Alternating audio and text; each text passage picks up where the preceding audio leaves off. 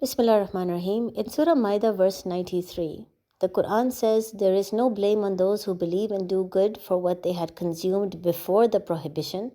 So be mindful of your duty to Allah and believe and do good works. And again, be mindful of your duty and believe.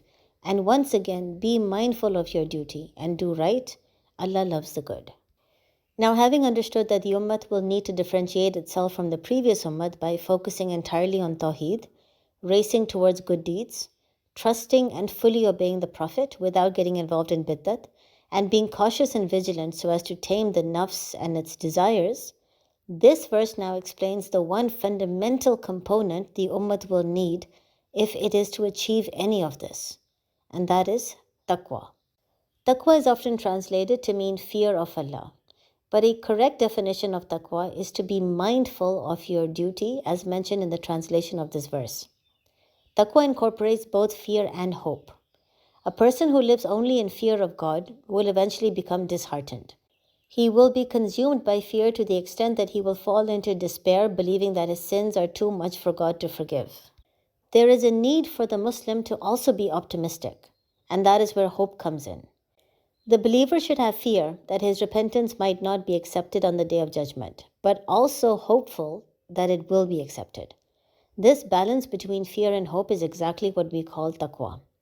Too much fear makes a person fall into despair, and too much hope makes a person gradually transgress Allah's boundaries, hopeful that everything will be forgiven. In contrast, a balance makes the believer optimistic but also very cautious, ready to criticize himself if he feels that he might be transgressing. Now, of course, having taqwa does not mean that the individual will never sin. Of course he will. Being a Muslim, it doesn't matter how conscious and vigilant you are, there will be minor slips that you keep making. This is what Allah emphasized in Surah Nisa, that as long as the believer refrains from the bigger sins, the smaller sins will inshallah be forgiven. How? Because as we discussed in that chapter, it takes a high level of taqwa to stay away from the bigger sins, which automatically make the individual conscious of his smaller sins. So automatically he minimizes the smaller sins too. However, at the same time, we learned in Surah Nisa the promise that Satan made to misguide mankind by arousing desires, superstitious beliefs, and making insan alter his creation by forgetting his purpose. So if Satan is constantly working to deviate us from Islam, then how do we maintain our high levels of taqwa? In other words, we know that high taqwa is needed to stay away from the bigger sins, and this automatically makes us conscious of our smaller sins. But how can a Muslim increase his taqwa and reach this stage? Or if there is a Muslim who has already achieved this stage, how can he ensure that he can maintain this stage and his taqwa doesn't fall back again? Of course, zikr, good deeds, Quran, prayers, all of these things are very important, but none of these things can be beneficial if the individual is suffering from an addiction. And this is what verses 89 to 92 address. Normally, when we think of addiction, we think of alcohol, drugs, gambling. These are evils that are recognized in any society, even if the society is non-Muslim.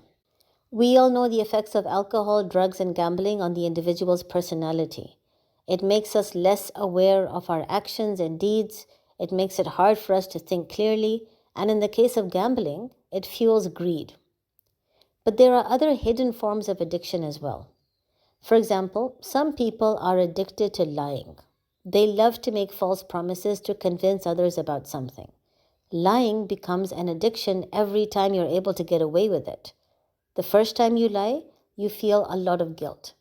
But when you're able to get away with it, the nafs tempts you to lie again.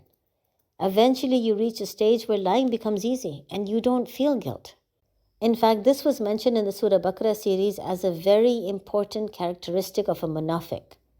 That is why verse 89 mentions a huge kafara for the one who deliberately takes an oath in Allah's name only to break it. He has to feed 10 needy people or clothe them, or free a slave, or fast for 3 days.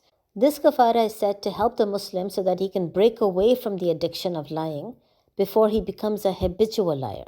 That's why the kafara has to be difficult. It has to train the Muslim to be cautious of his words and his promises so he doesn't lie again. In the same way, at times we are addicted to becoming toxic. We love hurting others to the extent that we derive pleasure from it. So just like lying, the first time we did it, it hurt us and we felt guilt. But eventually, we reach a stage where we just don't feel guilt anymore.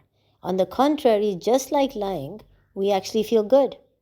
At times we are addicted to materialism and dunya. We just want more and more money and we don't know how to stop. Our thoughts are constantly obsessing over those things, and no matter how much we have, it's just not enough.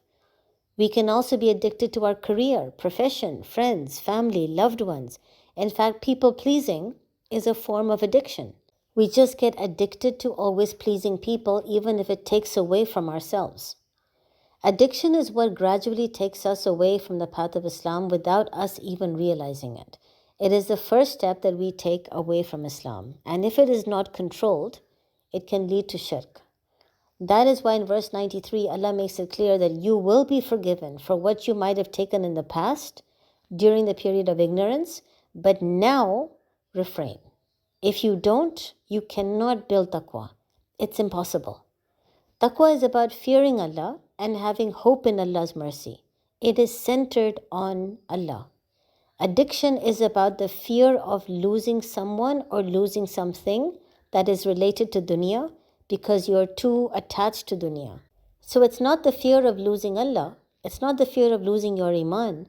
It's the fear of losing a person or something that is linked to dunya. And at the same time, addiction involves the hope that you will get better only if you have that thing in your life. So that's why you keep craving it more and more. You keep telling yourself, if I just got a little bit more, or if I just did a little bit more, everything will be great. But you don't realize it's never enough. So addiction also involves fear and hope, but it is centered on dunya, not Allah. That is why when we get addicted to someone or something, or even some habit, we just cannot stop, because somewhere in our minds we have convinced ourselves that we need this for our betterment. We have convinced ourselves that we can function better with it, without being able to see how much that thing has already destroyed us. So Allah mentions the need to have taqwa and your addiction. Reshift your center and your focus towards Allah. This can get you onto the path of Islam. You can start focusing on your 5-time prayers instead of being addicted to dunya, which previously caused you to keep skipping your prayers.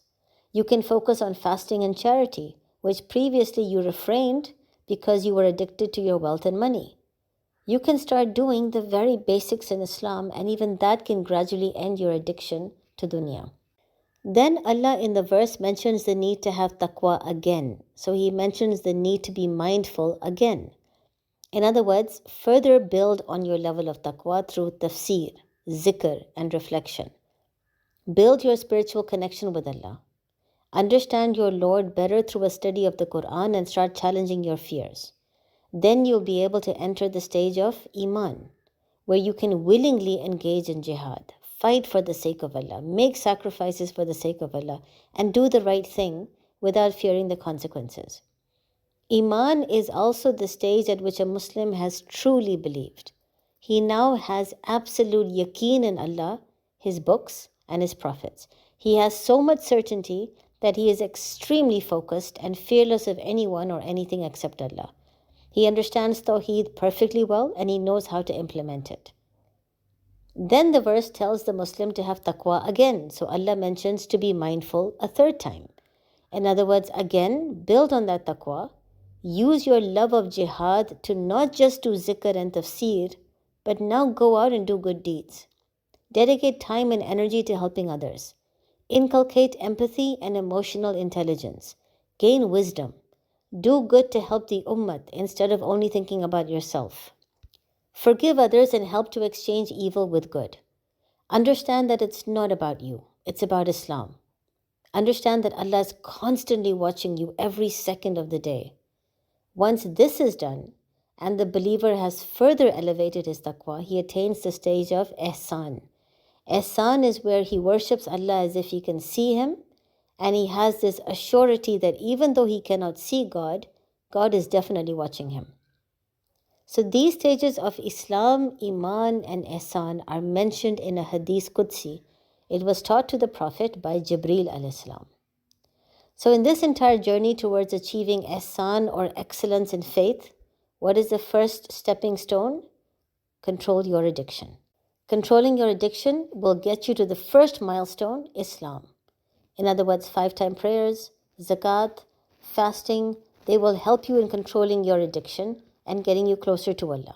Then once Islam has been achieved, engage in zikr, tafseer. Start to build that spiritual connection with Allah. Start to reflect and ponder on Allah's message. Start engaging in jihad, any form of struggle that you are doing in the cause of Allah. All of these things will be able to get you to the stage of Iman.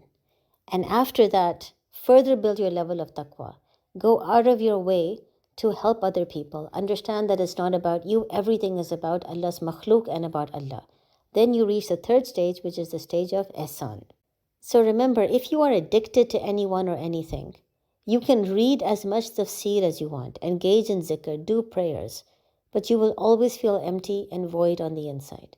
You won't feel the spiritual connection that you want, and you will even find it hard to maintain your 5-time prayers. To get to the first milestone of Islam, critically examine yourself and end any forms of addiction that you might be engaged in. Assalamu alaikum.